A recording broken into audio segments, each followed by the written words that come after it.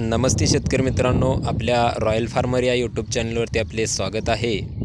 मित्रांनो, आपण खूप दिवसांनी आज व्हिडिओ बनवतो आहे. तर शेतकरी मित्रांनो, आता खरीप हंगामाला सुरुवात झालेली आहे. तरी काही ठिकाणी महाराष्ट्रामध्ये पाऊस पडला आहे, कुठे पडला नाही.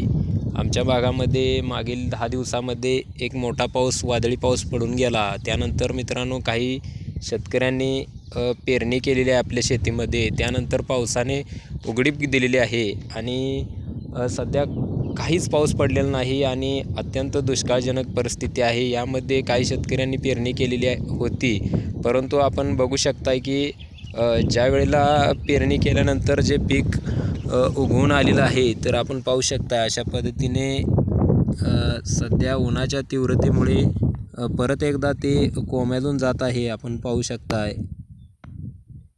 अशा पद्धतीने याची उगवण क्षमता खराब होत आहे.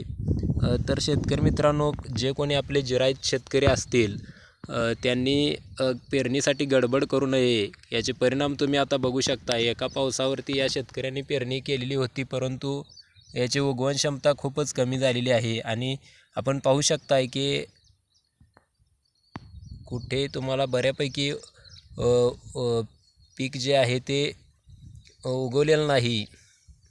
मित्रांनो, आपल्या जिरायतचे शेतकरी आहेत त्यांनी पेरणीसाठी गडबड करू नये आणि सध्या पाऊस उघडीपच आहे, त्यामुळे पावसाची वाट बघावी शेतकऱ्यांनी आणि पाऊस चांगल्या पद्धतीनं जमिनीमध्ये ओलावा पूर्ण झाल्यानंतरच पेरणी करावी.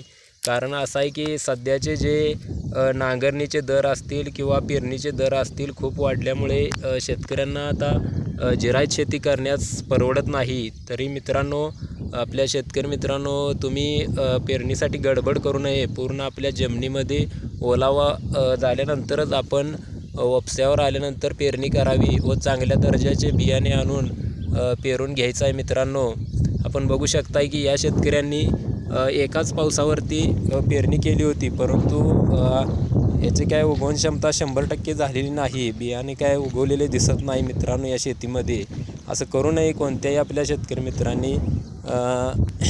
आपण सांगण्याचं तात्पर्य एवढंच आहे की आपले जे शेतकरी बांधव आहेत यांनी आता सध्या पावसाचा जोर कमी असल्यामुळे कोणत्याही प्रकारचे नुकसान करून शेतीमध्ये खर्च करू नये मित्रांनो, आणि पेरणीसाठी तर गडबड करूच नये.